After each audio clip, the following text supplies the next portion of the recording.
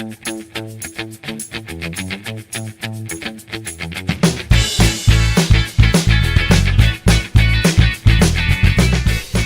the joys of shopping for a new car. So I've been on this used car shopping quest really since June, at least shopping online, various websites, trying to get information.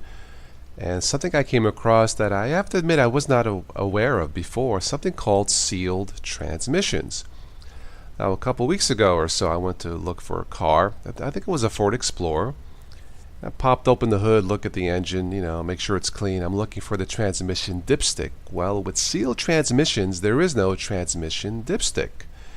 And it says here, no transmission dipstick, no suggested service interval on your vehicle maintenance guide. If it's sealed, don't flush it.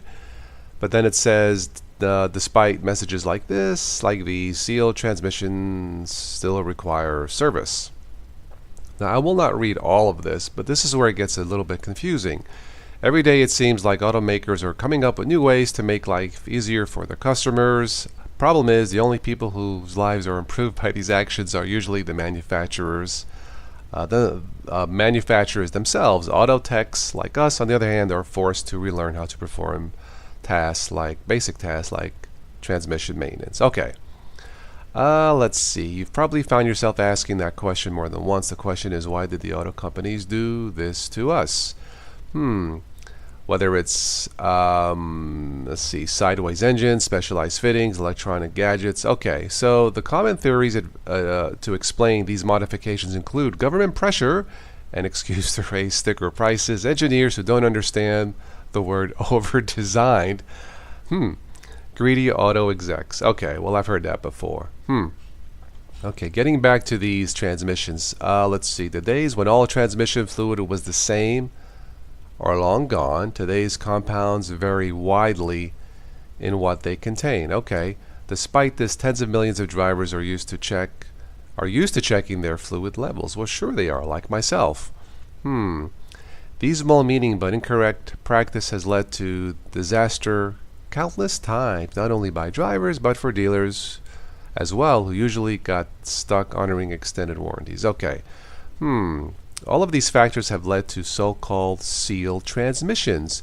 Their original intent was to safeguard both companies and vehicle owners from incorrect self-maintenance. Well, what's confusing for me is normally with my car, I pull the transmission fluid dipstick, follow the instructions. I think you need to make sure that the car is running, warmed up on a level surface. Pull the dipstick, and then you can look at the marks to make sure that it's at the proper level. Of course, you're looking for, I think it's a clear or purplish color versus dark. Make sure it's, not turning brownish or something like that. Those of you who know more about cars, please let me know if I said something wrong. Let's see here. Company engineers assured managers that today's synthetic gearbox oils would last over 100,000 miles. Okay, problems with this approach began to surface shortly after its adoption. You see, the engineers had forgotten some important facts about what a typical transmission goes through. Oh boy.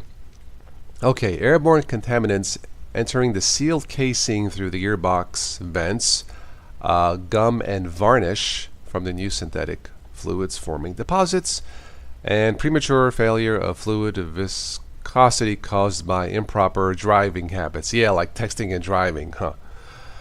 Alright, in other words, the dream of a lifetime sealed transmission was in the end a little more than a fantasy. Okay, I will not read the rest of this. So, those of you who know more about cars, it's kind of annoying because I always want to check the fluid myself. Now, I won't change the transmission fluid myself. It's kind of messy. I'll take it to a local garage, but I'm used to checking the fluid, all of the fluids, myself. It's just a simple, smart thing to do.